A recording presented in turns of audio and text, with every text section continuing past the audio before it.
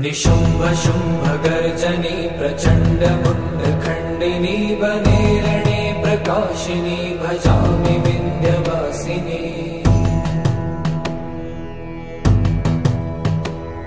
त्रिशूलमुण्डधारिणी धराविघातहारिणी गृहे गृहे निवासिनी भजामि विन्ध्यवासिनी।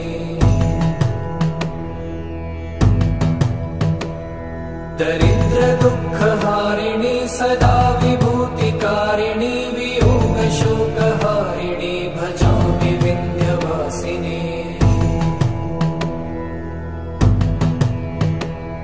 लसत्सुलोललोचनं लतासनं वरप्रदं कपालशूल